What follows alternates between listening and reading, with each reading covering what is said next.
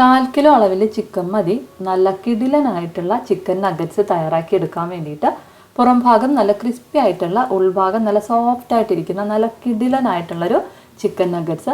അപ്പോൾ നമ്മുടെ tasty chicken nuggets തയ്യാറാക്കാൻ വേണ്ടിയിട്ട് ഞാൻ 250 ഗ്രാം അളവിൽ ചിക്കനാണ് എടുത്തിട്ടുള്ളത്. എല്ലില്ലാത്ത ചിക്കനാണ് ഞാൻ എടുത്തിട്ടുള്ളത്. ഇത് നമുക്കൊരു മിക്സിയുടെ ജാറിലേക്കൊന്ന് ചേർത്ത് കൊടുക്കാം.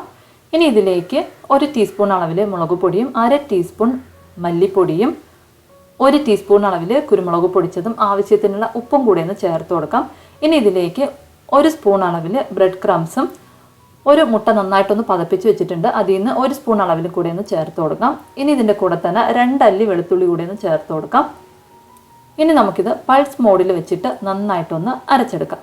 ഒരു 5ഓ 6ഓ പ്രാവശ്യം ഒന്ന് പൾസ് ചെയ്തെടുക്കുമ്പോഴത്തേക്ക് നമുക്ക് ഈ ഒരു പരുവത്തിലൊന്ന് കിട്ടും.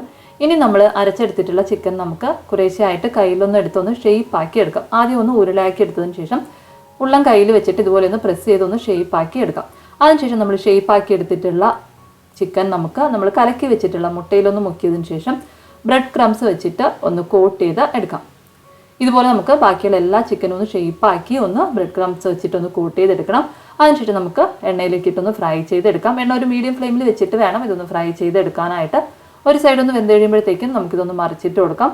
2 സൈഡും നല്ലൊരു ഗോൾഡൻ ബ്രൗൺ കളറായി വരുന്നവരേക്കും ഒന്ന് ഫ്രൈ ചെയ്തെടുക്കാം. അതിനുശേഷം നമുക്കിത് എണ്ണയിൽ നിന്ന് കോരി മാറ്റാവുന്നതാണ്. അപ്പം നല്ല കിടിലനായിട്ടുള്ള ചിക്കൻ നഗറ്റ്സ് റെഡി ആയിട്ടുണ്ട്.